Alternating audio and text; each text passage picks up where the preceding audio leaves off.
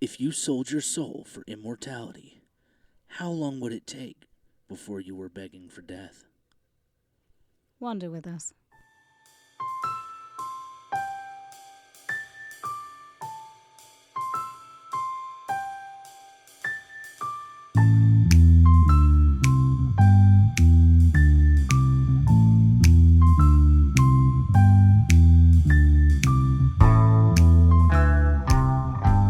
I'm Bethany, I'm still Konr.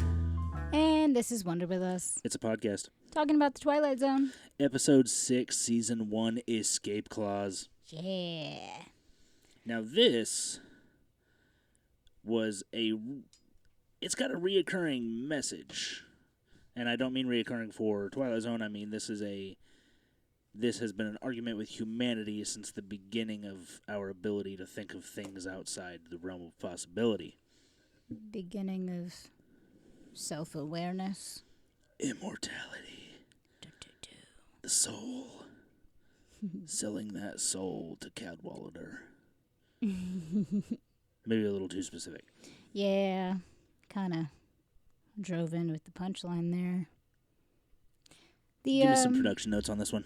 Yeah, the original release date for this episode 6 Escape Clause was November 6th, 1959, directed by Mitchell Leeson. We've seen him a few times. Have we? And as far as being credited, I think he was credited so far, because we're on episode 6, like the previous 3, I want to say. Take your word for it, I don't remember that far back. Written by the brain daddy himself, Rod Serling. Good old Rod. Mm-hmm. Starring David Wayne as Walter Bedecker. Lovely gentleman. I can't stand him, but we'll get into that. And Thomas Gomez as Cadwallader. Cadwallader. One word, Cadwallader. That's a hard one to say. And Virginia Christine as my personal favorite character, Mrs. Ethel Becketer. It's a mouthful of a name. Bedecker. It's fine. Bedecker. It's fine. Walter Bedecker. Ethel Bedecker. Cadwallader Bedecker.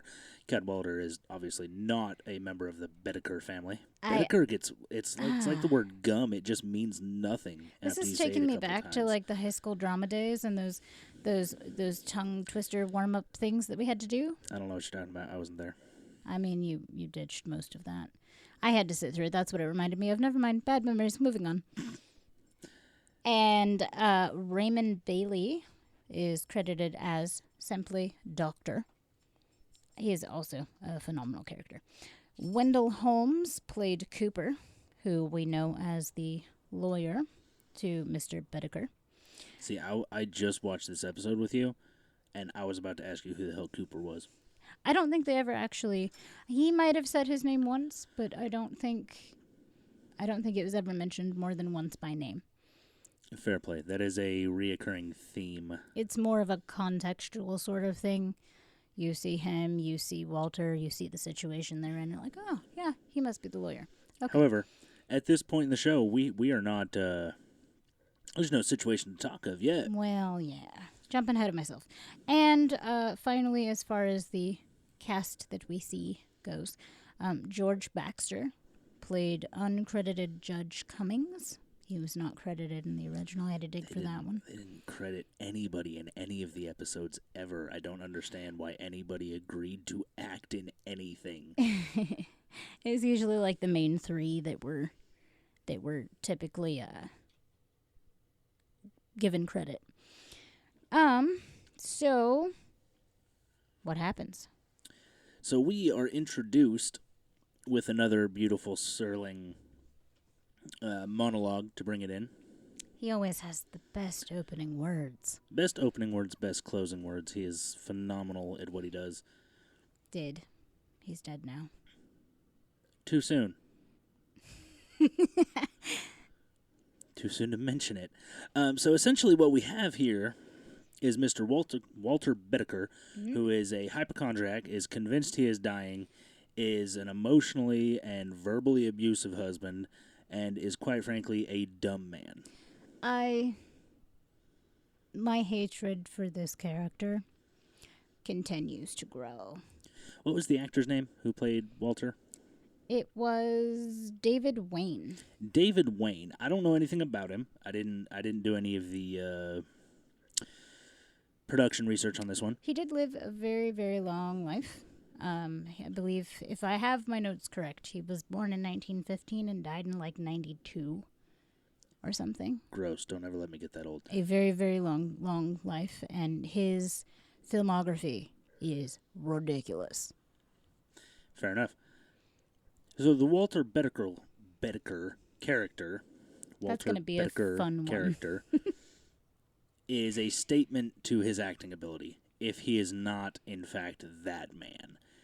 Because to sit in a bed and act the way that the Walter Bedecker character acts, phenomenal. I would hate myself by the end of the first day. Oh, for sure.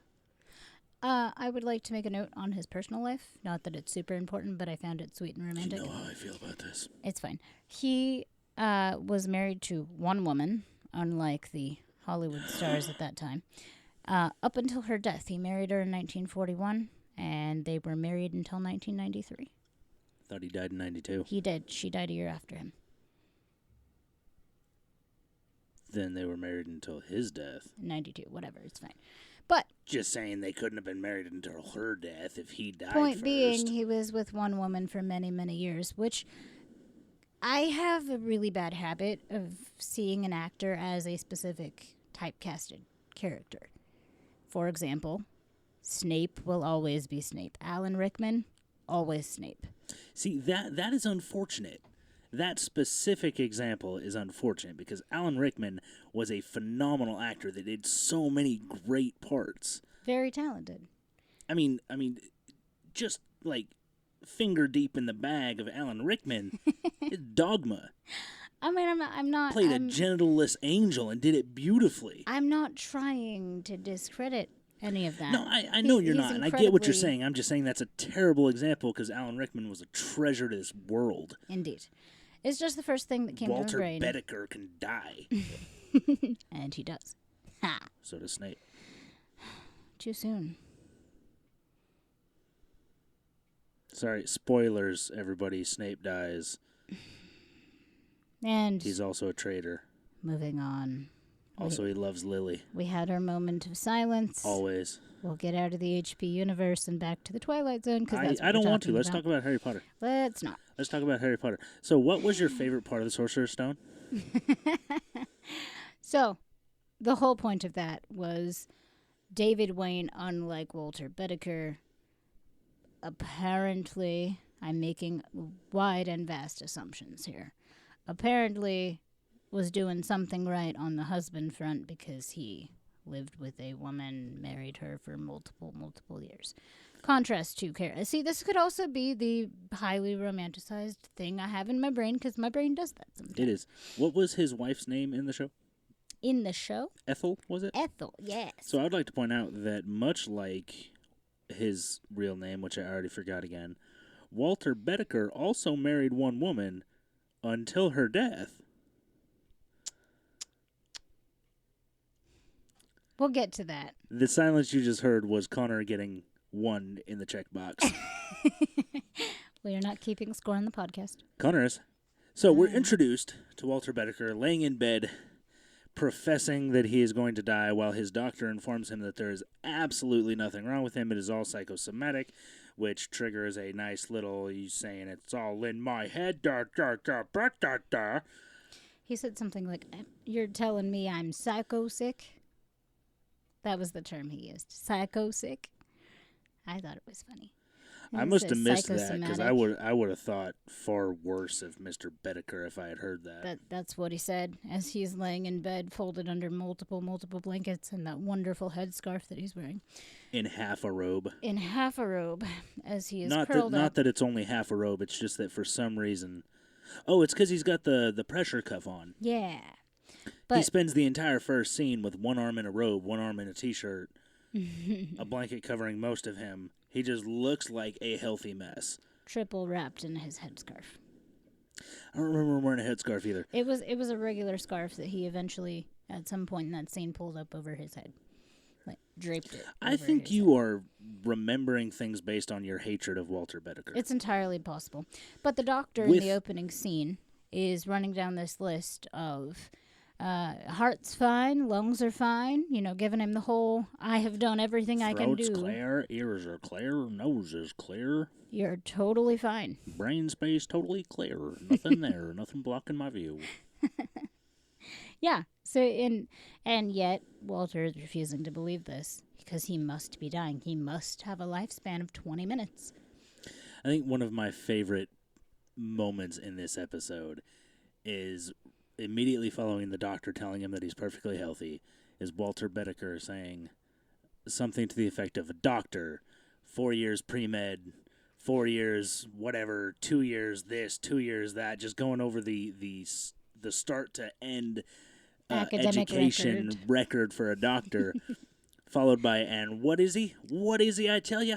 A quack." A quack. And then he gives the doctor the most self-righteous, "Oh, look, I got you. I done just got you, showed quack." Look, from what he thinks is his deathbed. It is a beautiful moment of petty ignorance, and I appreciated it. Yeah. So, essentially, we go from that to the doctor prescribes Walter's wife some vitamins, because apparently he needed a prescription for vitamins. Just before that. It wasn't just before that. Just before that. She comes in after Doc says that he's totally perfectly healthy. She comes in trying to "Oh, do you need anything?" Sitting by the bed, and that's when he tells her, "Stop whispering. I'd feel better if you would stop whispering," because she's keeping her voice low. This woman is part of the reason I'm ill. Always whispering. So we see this emotionally abusive, verbally abusive side of him, which if his character and just his interaction with the doctor wasn't enough to irritate you, that really got under my skin. So anyway, he tells her to leave. And she leaves, and so she's walking out with the doctor. When they get outside the room, she says, "So, Doc, how is he? Really?" "Your husband's the healthiest man I've seen, or the healthiest patient I've had," something along those lines. Your husband's perfectly healthy. You, however, are looking a little sallow. You need some help. And yes, prescription for vitamins was not uncommon, because there were not as many brands so vastly arrayed over that you could just get over, on the shelves. You had to have you could stand out in the sun and get vitamins. For sure. Did you need a prescription to stand in the sun? Fancy cure-all that was the 50s multivitamin. And I believe that's what it was. It doesn't specify, but it's safe to assume. Can't even pretend to care about Miss Bedecker's vitamins. So the doc prescribes her the vitamins. She comes back in. Walter and her have yet another exchange of essentially Walter being a just grade A prick. He was yelling from the bedroom while they were in the hallway as the doctor was leaving. "There's a draft." And if I might, just for a second, if you must, give a little snapshot of Ethel, because the character that played her, Virginia Christine, she has very few lines in this episode. Her character does not speak very much in this episode. So it's all nailing method acting as far as her facial expressions. Because when the doctor is present and he's in the room before he leaves, she has this perfect hostess, stereotypical classic 50s housewife, gracious hostess smile, the warm, going to greet you, your company, blah, blah, blah. As soon as she closes the door, we see that mask drop, and you see how exhausted she looks. And it's amazing because, that drops, you see the exhaustion, and then she hears Walter calling to her from the bedroom because there's a draft, because she left the window open. "I'm gonna catch a cold." Right. A cold draft. So she Ethel. She shows mild exasperation as she's walking back, and she's trying. I believe she's really trying, but to she's be a good wife to her husband. Super so sick and dying. Done with him, though. I honestly think if the episode had gone longer without the plot continuing it the way it did, if we had just been dropped in to see their lives, she would have poisoned him. Absolutely. So I'm sorry, I interrupted you earlier. They were having you a do that. conversation sometimes. Were they having a conversation? He said they were having a conversation when she goes back in to close the window. Oh yeah, they're doing their thing. He's being an emotionally abusive prick. She's pretending to love him, and eventually it breaks down to he tells her to leave because he wants to be left alone After he's in his deathbed. After he's going on this tirade, though, of why does a man have to die from the moment he's born? Like, he goes on this whole thing of, like... How long is life really? It's a drop of water in the infinite world. So then he keeps asking her... Why does a man have to die, Ethel? Non-rhetorical questions. Why does a man have to die? I don't know, Walter. I don't know. Why does a man have to die, though? Ethel, tell me. Tell me, Ethel. Why do I got to die? And then, of course... He at no point is worried about why women have to die. No. It's all about him because he's sick and he's dying, and he can't see more than beyond his fingertips. He is easily the most self-centered character we have seen in the Twilight Zone so far up to this point, being that this is 6 episodes into the first season. We've got so far to go. But hey, Doug, stop licking me. I can honestly say thus far he is my most hated character. So far. Give it time. Right. Give it time. I'm sure.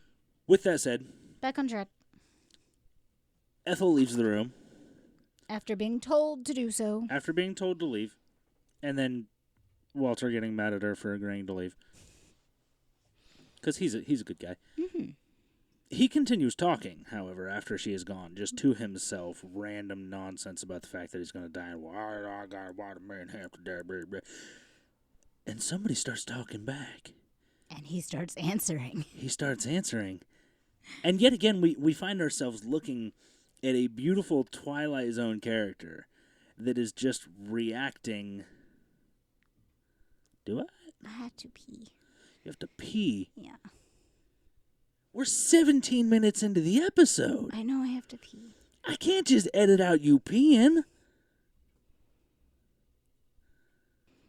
In that case, we will be right back after this short commercial break.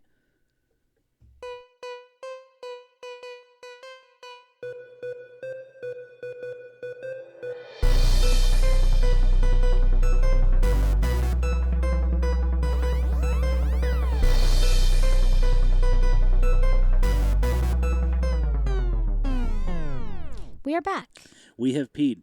Now, we have found ourselves with yet another Twilight Zone character acting in a way that is just absurd to me regarding what appear to be supernatural events. Mm-hmm. As while Walter Bedecker is talking to himself and disembodied voice begins responding, he continues the conversation for almost a minute as this disembodied voice slowly appears in his room with him before he realizes it's weird that somebody's responding to me in an empty room. Look over there. Oh, dear God, it's an overweight dude in a suit. Yeah, who's continuing to talk to me. And what I think is beautiful about that is his then physical response to the shock of finding another human in his room. Jump out of bed. And go to the window that he just told his wife to close, check the window to make sure it's closed, as if this dude could even fit through the window in the first place. See, that's just rude. I'm just saying. It's just rude. You brought it up. And that window was plenty big for him to fit through. All the same. It's not all the same. They're like on the 12th floor of this apartment building. There's a fire escape. Not the point. The point is he went through the You're window. being hateful. Yeah, I am. He went to check the window, which is absurd. Absolutely absurd. Adding to the overall absurdity of events that previously occurred. Continue. So, Mr. Overweight Dude in a suit is continuing this conversation. Why are you being so hateful? Hey, those were your words, not mine. I don't think those were my words. We'll catch it in post. Will we? Do you want to make a bet? I'm not going to edit this one. Do you want to make? You. Do you want to make a bet? Just going to post it raw. All right. So, conversation. They begin, or rather continue, talking after Walter Bedecker seems to ease up to the existence of this man who claims that he didn't just enter the room. He's been there for quite some time. Not creepy. He then goes on to inform Walter that they both have something that the other wants and needs,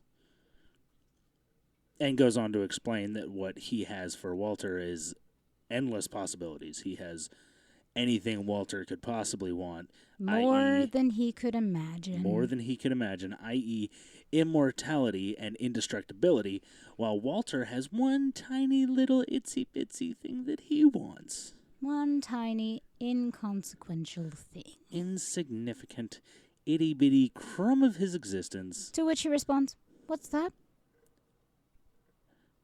I was going to say your soul, because the answer is your soul, but That's what I was hoping you'd say. But that's not what Mr. Satan Cadwallader says. Mm. He again beats around the bush for 10 minutes before he actually gets to the point and says, your soul. It felt like 10 minutes. It wasn't really, because that would be a much longer episode. Yes, because that'd be over half the episode. Point being, he eventually tells Walter that what he wants is Walter's soul. Walter comes to the conclusion that Cadwallader is the devil. Cadwallader, who has introduced himself at this point as Cadwallader, does not deny that he is the devil. He actually confirms that he is the devil. And then Walter just agrees. Yeah. To sell his soul for immortality and indestructibility. He even asked him to borrow his pen. Which Cadwallader / Satan materialized in a absolutely classic child's magic trick. Mm-hmm. It was a very well done. Good old sleight of hand. Good old sleight of hand. And then after Walter signs the contract for his soul, which is not actually the contract for his soul, I'm sorry, that was what he ended up signing, was the contract for the escape clause, which Cadwallader Satan explains is just that in the event that Mr. Bedecker decides he is tired of living, all he needs to do is ask, and Satan will present him with a quick and painless death. Yeah. Thus allowing him out of his contract for soul for immortality agreement with Cadwallader, i.e. Satan. Thus he goes wherever they go, and Satan has his soul for the remainder of eternity. That is the implication, although they don't actually go into the specifics of it. So he signs the document. Satan mentions how warm Walter is keeping it in that room, before reaching seemingly into Walter's mirror, based on where they're standing, and pulling out a steaming, smoldering stamp that he just bashes into the paper, and in a moment of beautiful, unintentional cinematography, the paper sticks to the stamp. Comes up, Satan, without missing a beat, just rips the paper from the stamp, tosses it at Walter, it hits the floor. I'm guessing another unintentional moment. Yeah. They played it off very well. It just looked like a super undignified moment between the two of them. And the camera angles was another thing I was going to bring up. Be it intentional or not, they've got a lot of really good shots, good placement. Because the first half of the conversation between Walter and the devil, essentially. Cadwallader. Yes, I'm not going to try again. I can't do the tongue twister thing. The first half of that conversation... Peter Piper picked a peck of pickled plosives. Case in point. Is the first half of that conversation is from the viewer's perspective through the mirror. Yes. Because he had a mirror at the foot of the bed against the wall, and that's how we're viewing their conversation. Yes. So, I mean, little things like that are super great. Very, very clever use of what would otherwise I would call boring angles. Sure. Clever use of Gotta them. do something to keep it spicy, I suppose.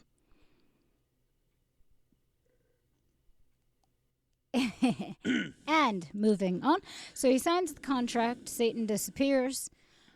Ethel then comes back into the room to find Walter dumping all of his medications that he has materialized out of nowhere. Out the window. Out the window onto the fire escape. Because trash cans aren't a thing, apparently. No, we're just gonna dump it into the light well that falls 14 stories in between all of our neighbors. All the glass just out the window. He's just a bad person. In general, yeah. Now, this is where the episode gets interesting. Walter, for the first time, speaks pleasantly to his wife, and it's only to say, Ethel, I introduce you to the new Walter Bedecker. Yeah.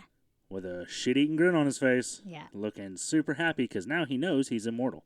And indestructible. Oh, I'm sorry. Just before that happens, he smashes his hands against the heater in the room to make sure that he can't feel the pain because now he's indestructible. Another one of those perfect visual effects. A beautiful shot, a beautiful practical effects moment where he presses his hands to the heater, and when he brings them up, the smoke, seemingly smoke, maybe been a fog machine or something, I don't know. What would have been singed hands? Come up, and the smoke is clinging to his hands.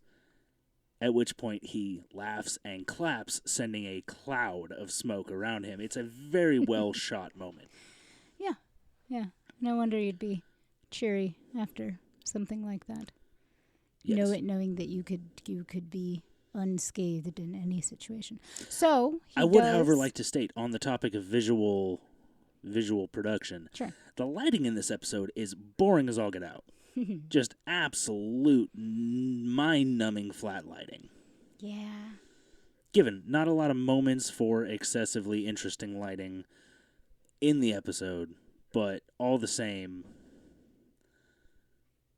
just boring lighting. So this is where the episode gets really interesting. He dumps the medications out the window, says, Ethel, meet your new, still an asshole husband. Cutscene. What we see immediately following this is Walter jumping in front of a train in the subway in a beautiful brand new white suit. Do we actually see him jump, or is it just the view of the crowd on the platform? So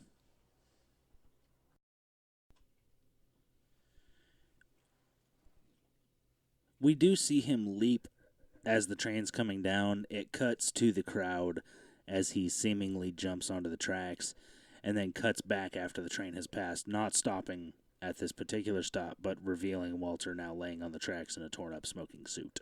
Okay. Because, see, what stuck out in my mind with that scene was the uber melodramatic woman fainting into the man's arms because what she just witnessed was too horrible to bear. To be fair, if you watch somebody jump in front of a train, you'd probably get a little lightheaded, too. I mean, but fainting, though, I don't know. It just goes along with the style of the time, and I appreciate that. Fair enough.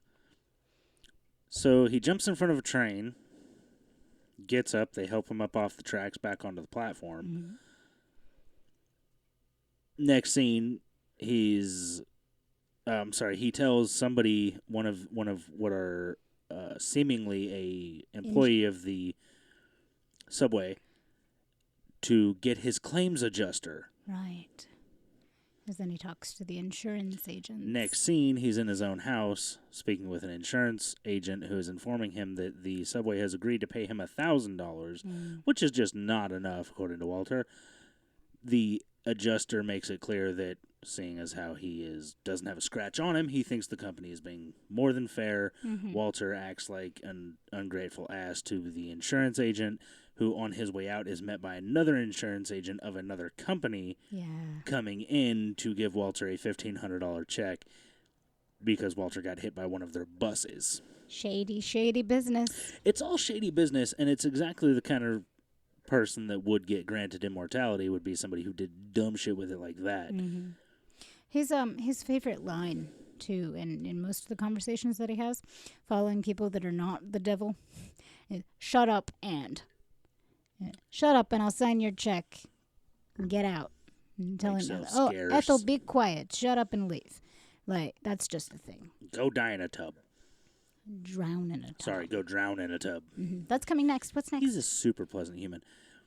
So next is Walter explaining to Ethel that he's been in 14 accidents, including subway, hit by a bus, been in a major fire, and we see him drink a slew of things from the bathroom and kitchen sink. Also good scene. So, he is rifling through the bathroom medicine cabinet, looking for rubbing alcohol and pulling down all mixture of chemicals. Ethel comes in, and he asks her for the ammonia. And she doesn't question this. She turns around and dutifully goes and grabs him the ammonia. Because Ethel knows, and Ethel wants him dead, and I can't blame her. Well, sure. But she watches him pour himself this cocktail and drink it. And she makes a valiant effort in shouting his name to try to keep him from downing the beverage and ending his life. He still does. She seems disappointed that he doesn't die. And he says, I've just drank enough chemicals to kill, 10 men? Something to that effect. Something to that effect. And it tastes like lemonade. A weak lemonade. And then he gets another bright idea. Yes, so while explaining to Ethel that he's been in 14 accidents, drinking poison, been in a fire, hit by a bus, hit by a subway, hit by a train, he decides he's going to jump off the roof. Yeah, because free falling, what better thrill? All the way to the bottom, see if you can't get a little excitement, because he feels cheated at this point by death. Yeah. By Mr. Cadwallader, who has granted him immortality and indestructibility.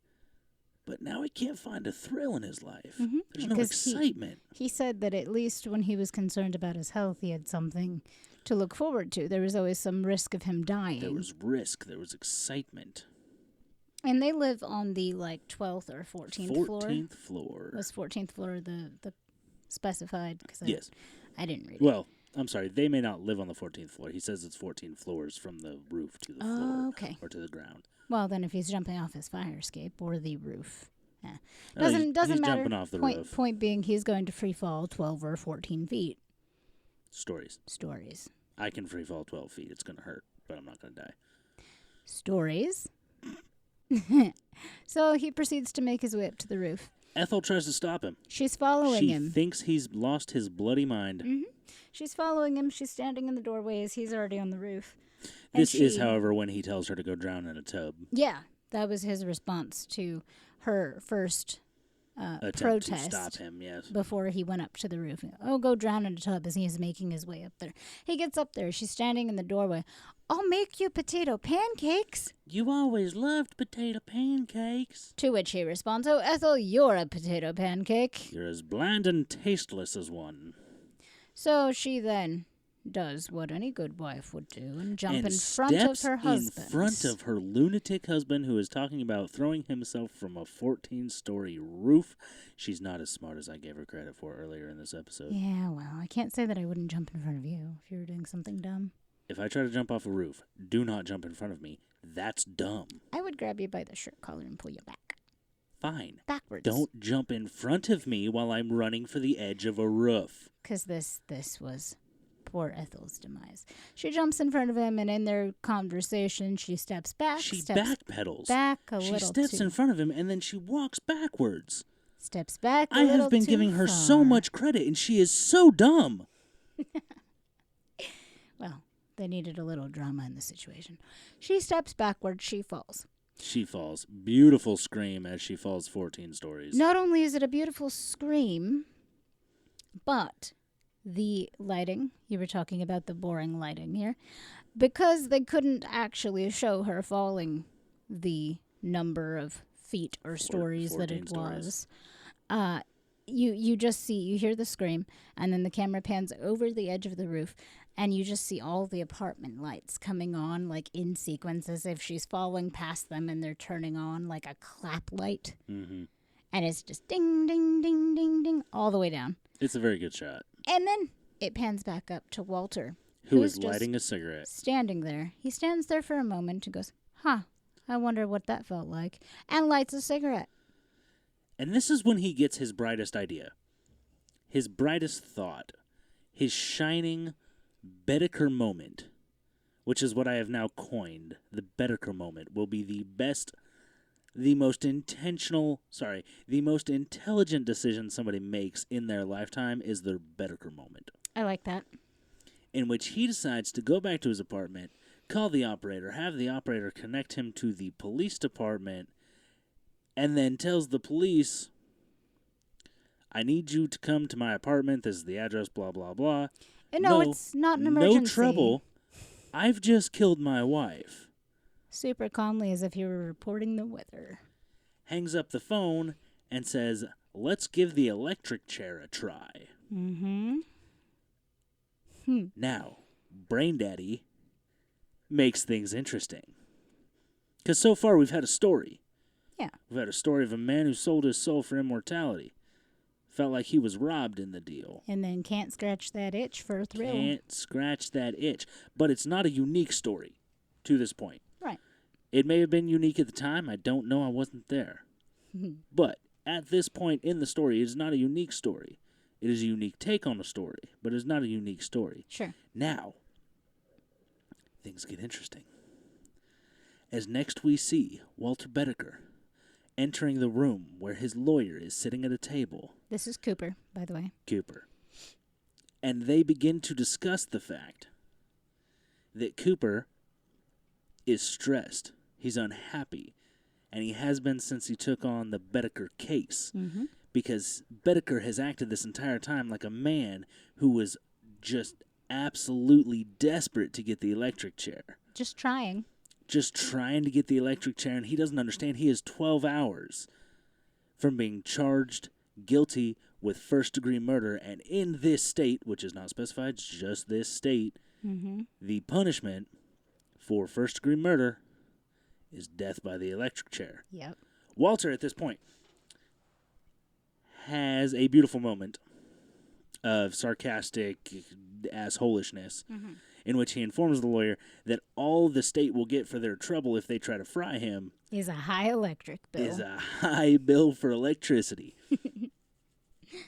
And he calmly gets up and walks away, leaving his lawyer there completely stupefied. Just sweating and uncomfortable. Mm-hmm. End scene. Introduction, next scene. Daytime.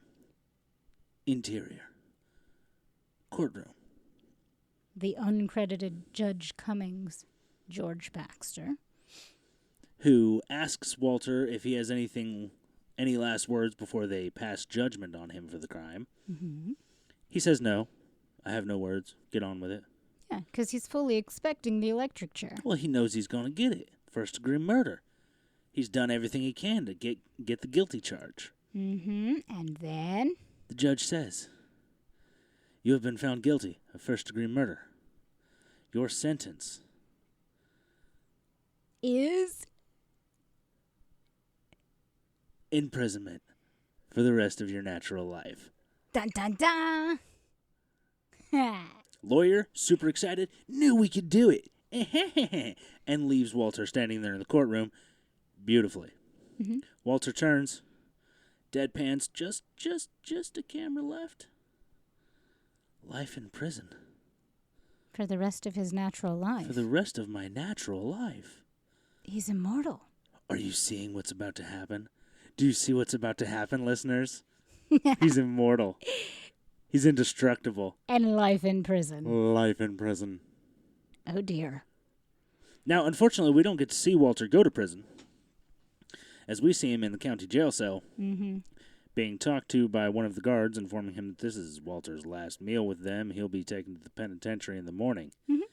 But this beautiful, beautiful turn of events is the prison guard sitting there. And he says, well, I mean, what's a life anyway? 20 years, 50 years? 45 years? Maybe not even that. Just think about it that way. 45 years? What is that? You could do that standing on your head. So guard leaves. Walter sits down on the bed. And then another cool little camera, special effects trick of the time is we see Mr. Devil. Cadwallader. Thank you. I won't. Anyway, Cadwallader. see him sort of materialized in the cell, but you can still see through him as he is materializing. He is not entirely opaque. Yeah. He is mist. But the cell bars are casting a shadow on him, and that bugged me. Yeah. if you can overlook that, the idea they were going for at the time was pretty cool. Well done. It was well done. Yeah. I can't blame them for the bars. So, they have this conversation. He shows up. Walter is actually looking terrified at For this the point. first time in this episode. Yeah. Like, since the beginning... He's scratching that itch, though. Yeah. Scratching that itch. Since the beginning, when he was terrified to die, we haven't seen any real emotion. But now he's sitting on the edge of his cot. Looks like he's about to cry. Yeah. Or pee. Or both. Possibly both. What was their conversation?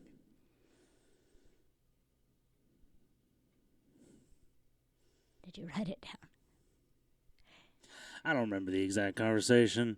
It's essentially Satan informing him, what's 500 years or 1,000 years, going over some of the basic information they discussed upon Cadwallader's introduction. Taunting and mocking him. Entirely taunting and mocking in a beautiful Cadwallader/Satan moment.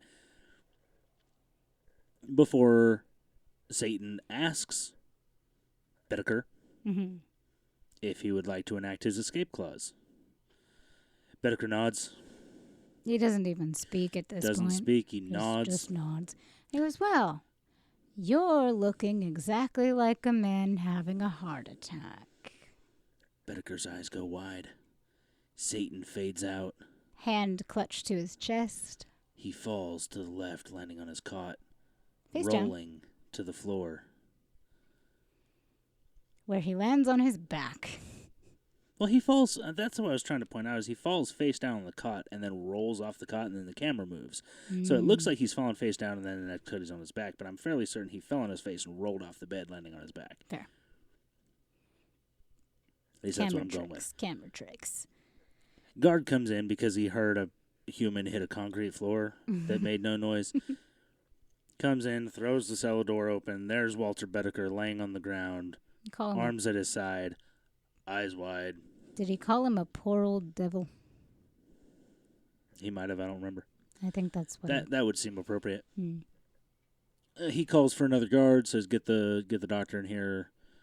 Bedecker done, fell dead. I'm paraphrasing.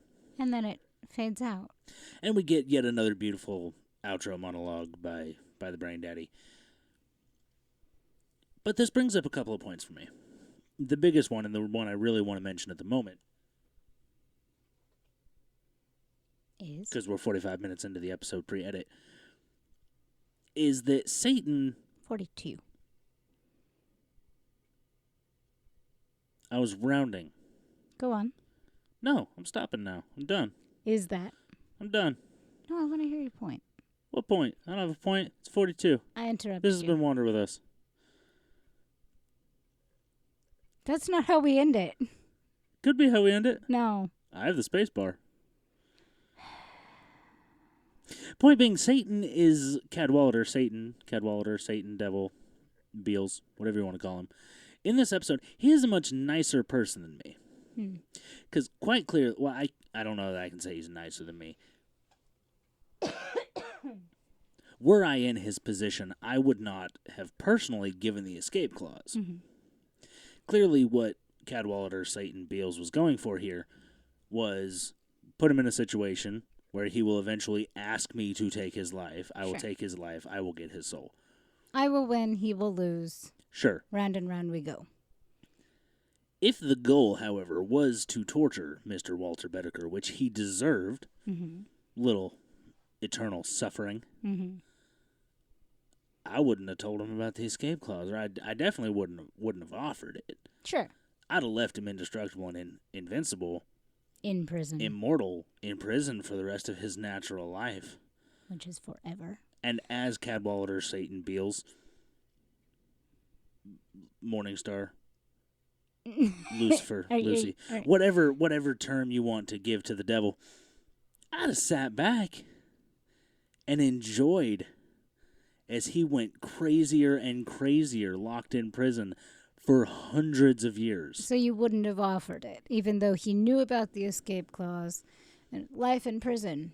I'm going to wait for him to ask me for it. Well, I don't know that he would have waited for Cadwallader to offer before he asked for it. Was I in Cadwallader's position, I would not have offered it up outright. And if he asked for it, I'd have ignored him. At least for a couple of years. You would have just beat that dude out of the room? Damn, Skippy, I'd have popped in and be like, hey, Walter. How's it going? You look just like a man. Doing life in prison. Peace! And then I'd have beat a dude out of the room. Okay, that's fair. That's fair. And by beat a dude, I mean I would have went invisible and then just watched him. Yes. Just watch the horror and insanity slowly drip into his brain. Yeah. So you have it there, folks. Satan is nicer than me. Thanks for wondering with us. See you next time.